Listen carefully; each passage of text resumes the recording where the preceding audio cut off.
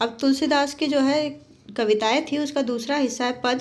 पहले इसके बारे में जो है इंट्रोडक्शन पढ़ लेते हैं, क्या कह रहे हैं यहाँ पे। तुलसीदास यहाँ पे जो है बेसिकली गीतावली से जो है इनके 2 पद लिए गए हैं। इनके में प्रथम पद में वन गमन के बाद माता कौशल्या के जो हृदय की विरह है, उनका जो दर्द है, उसका वर्णन किया गया है। राम की वस्तुओं को देख के वो पुरानी यादों को जो है दोबारा जीने लगती हैं और ज़्यादा दुखी होती हैं, उसका वर्णन है। दूसरे पद में माता कौशल्या राम के वियोग में इतनी दुखी हो गई हैं कि दुखी होकर जो है अश्वों को देखती हैं, अश्व भी उन्हें दुखी नजर आते हैं, घोड़े भी दुखी नजर आते हैं, और वो राम से कहती हैं कि एक बार फिर से अयोध्या आ जाओ, मेरे लिए ना सही पर अपने घोड़ों को देखने आ जाओ जिनसे तुम्हें अत्यंत प्रेम था। अब इसके पहले पद की बात करते हैं कि यहाँ पे जो है सबसे पहले क्या है कि यहाँ पे माता कौशल्या राम के बचपन की चीज़ों को देख के पुरानी स्मृतियों को जो है याद करती हैं और दुखी हो जाती हैं। ये चीज़ें उनकी दुख को और ज़्यादा बढ़ाती हैं। ठीक है, तो सबसे पहले जननी निरखत। जननी मतलब क्या, यहाँ पे जो राम की माता हैं, निरखत देखती हैं। निरखत का मतलब क्या है, देखती हैं। क्या देखती हैं, बाण धनुइया। बाण धनुइया मतलब छोटे छोटे जो श्री राम के जो धनुष बाण थे, जो बचपन में वो यूज़ करते थे, उनको देखती है राम इसके साथ बार बार किसको देखती है, उर नैनन। उर नैनन मतलब कि उनके जो हृदय है, उनकी आंखों के सामने लावत लेकर आती है प्रभु जी की ललित पनहिया। ललित मतलब छोटी छोटी जो पनहिया थी, जो जूतियाँ वो पहनते थे, उसको बार बार उनकी आंखों के सामने लेकर आ जाता है। उनका हृदय उनके नेत्रों के सामने लेकर आ जाता है, और इन सारी चीज़ों से वो भूल ही जाती हैं कि श्री राम जो है वन चले गए हैं। वो क्या करती हैं, प्रेम के वचन बोलने लगती है। कभू प्रथम ज्यों जाहि जगावत। उनके जाने से पहले जैसे वो उन्हें जगाने जाती थी, कहीं प्रिय वचन, उन्हें जो है मीठे मीठे अच्छे अच्छे जो है बातें करती थी, प्रिय वचन बोलती थी। उनके शयन कक्ष में जहाँ पे वो सोते थे, वहाँ पे जाके उन्हें उठाती थी। वही करती है, क्या करती है, उठो तात, हे प्रिय पुत्र उठो, बलि मात मदन पर। मतलब कि तुम्हारी जो माता है, तुम्हारे मुख पे जो है बलिहारी होती है। अनुज सखा सब द्वारे, तुम्हारे जो अनुज है, जो छोटे भाई हैं, सखा हैं, जो तुम्हारे दोस्त हैं, सब द्वारे खड़े हैं। ठीक है, द्वारे का मतलब क्या है, सब बाहर खड़े हैं। कभू कहत, कभी कहती हैं, यो बड़ी बार भई, मतलब कि बहुत देर हो चुकी है। जाओ भूप पे, मतलब कि जाओ राजा के पास, महाराज के पास हो आओ, तुम्हें देर हो गई है। बंधु बोली जेवी, वो क्या कहती हैं कि अपने भाइयों के साथ बुला लो, जो भावे, जो रुचि का लगे, जो तुम्हें अच्छा लगे। न्यौछावर मैया, वो तुम खा लो, और तुम पे तो तुम्हारी माता न्यौछावर हो ही जाती है। कभू समुझ वन गमन राम, और जब उन्हें होश आता है, वो समझती है कि वन गमन राम, राम जो है वन को चली गई है। को रह चकी चित्र लिखी सी। चित्र लिखी सी का क्या मतलब है, यहाँ पे उपमा अलंकार है। चित्र लिखी, चित्र के समान जो है वो खड़ी रह जाती है। चकी, चकित रह जाती है, एकदम हैरान चकित रह जाती हैं वो। क्लियर। इसके आगे पढ़ते हैं।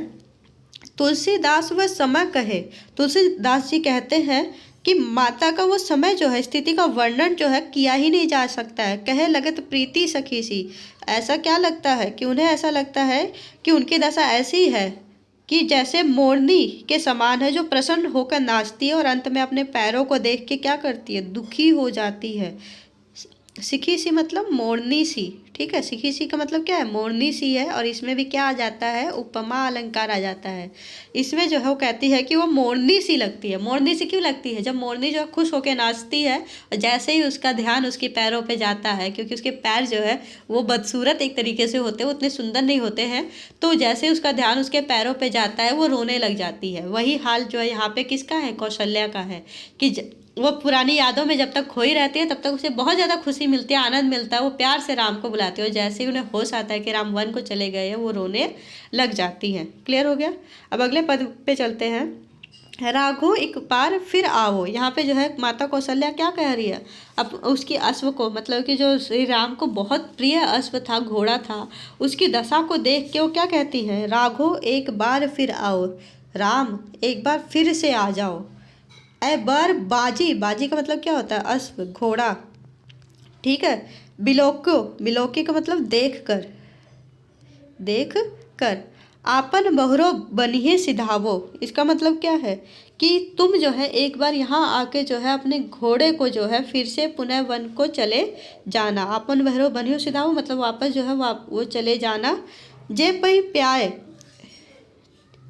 जे पई प्याय पोखी कर पंकज वार वार चुचकारे। इसका मतलब क्या है कि जिसको कर पंकज, यहाँ पे देखिए क्या है, कर पंकज में जो है आपका जो है यहाँ पे रूपक अलंकार आ जाता है। कर का मतलब क्या होता है हाथ, पंकज का मतलब क्या होता है कमल, है ना। कमल रूपी हाथ से जो है, एक सेकेंड गलत लिख दिया, कमल रूपी हाथ से जो है तुम उनको उसको जो है एक तरीके से पुचकारते थे, चुचकारते थे मतलब पुचकारते थे। उसके लिए जो है वापस चले आओ, तुम बार बार जो है उसको प्यार करते थे, उसको सहलाते थे, पुचकारते थे, उसके लिए चले आ जाओ।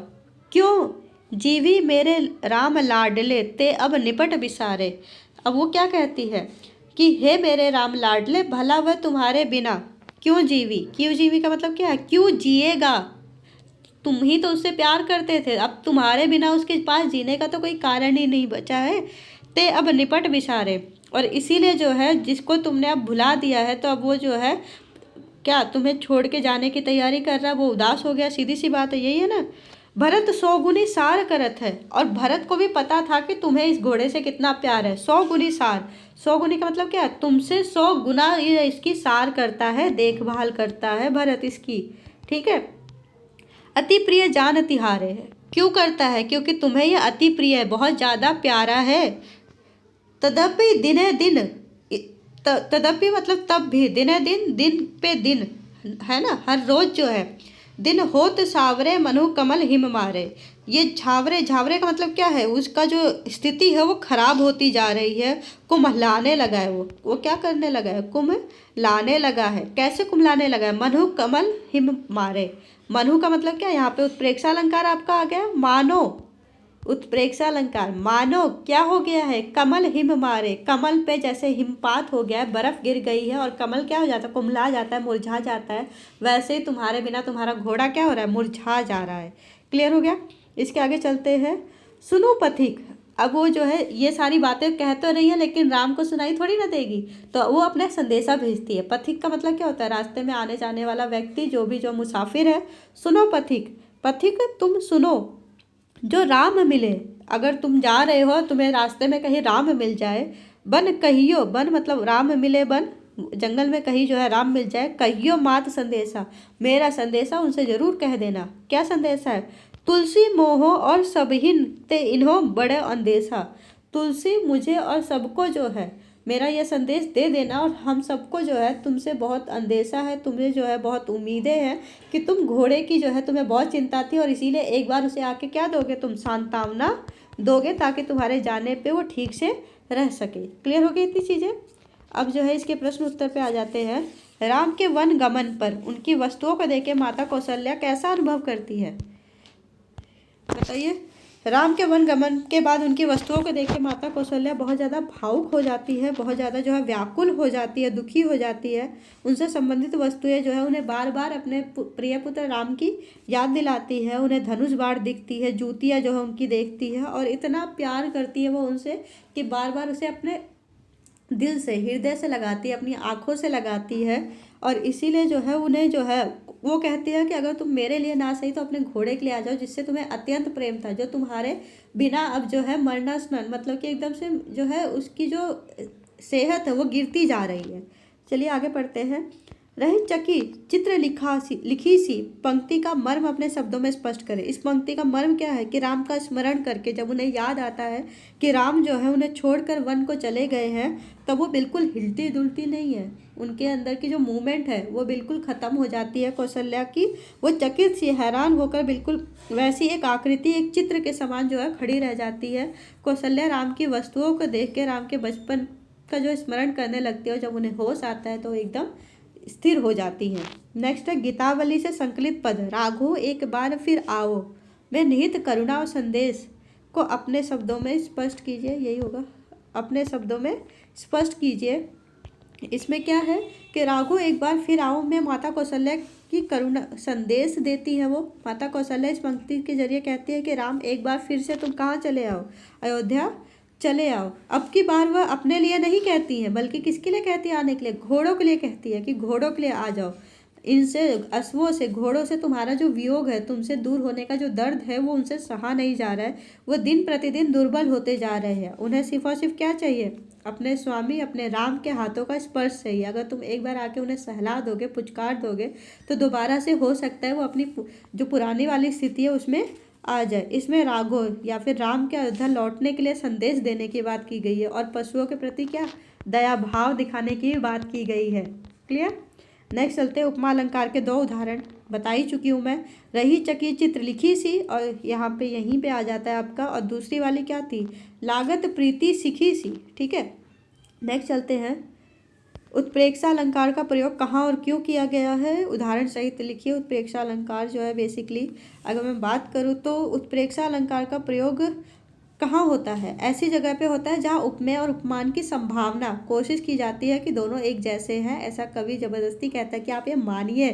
ठीक है। तो उसमें कहा गया है जहाँ पे वो कहते हैं कि अश्वों के मुरझाने के लिए क्या कहते हैं, मनहु कमल हिम मारे। मान लो कि कमल जैसे उस पर जो है हिम का जो है प्रपात पड़ता है, हिम का जो है एक तरीके से हिम जो उस पर पड़ती है, बर्फ़ पड़ जाती है, वैसे जो घोड़े हैं वो मुरझा गए हैं। नेक्स्ट चलते हैं कि पठित पाठों के आधार पे सिद्ध कीजिए कि तुलसीदास का भाषा पे पूरा अधिकार था। बिल्कुल था, भाषा पे हमने गीतावली के 2 पद पढ़े हैं और दोनों ही जो पद है हमने गीतावली के उसमें देखा है कि उन्होंने जो है ब्रज भाषा का प्रयोग किया है, रामचरितमानस में अवधी भाषा का प्रयोग किया है, और दोनों ही बहुत अच्छी तरीके से उन्होंने समान अधिकार के साथ इस्तेमाल किया है, दोनों में कहीं गड़बड़ नहीं होती है। एक जगह गीतावली में ब्रज भाषा का माधुर्य है, अलंकारों का जो है बहुत अच्छा प्रयोग किया है, जैसे उपमा अलंकार, चित्र लिखी सी, सीखी सी, अनुप्रास अलंकार, बंधु बोली, चकी चित्र लिखी, उत्प्रेक्षा अलंकार, मनु कमल हिम मारे।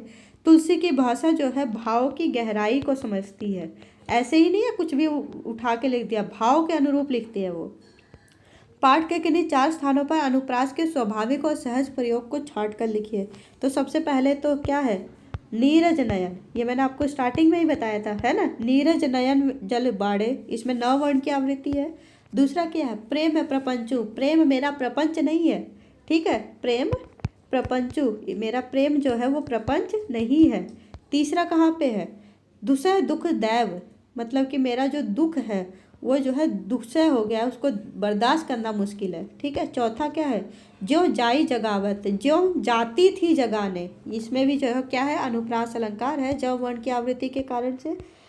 बाकी आप जो है पढ़ ही लीजिएगा, वर्ड मीनिंग है यहाँ पे। इसके साथ आज का चैप्टर जो यहीं ख़त्म होता है। Thank you. पसंद आए तो आप ज़रूर शेयर कीजिएगा।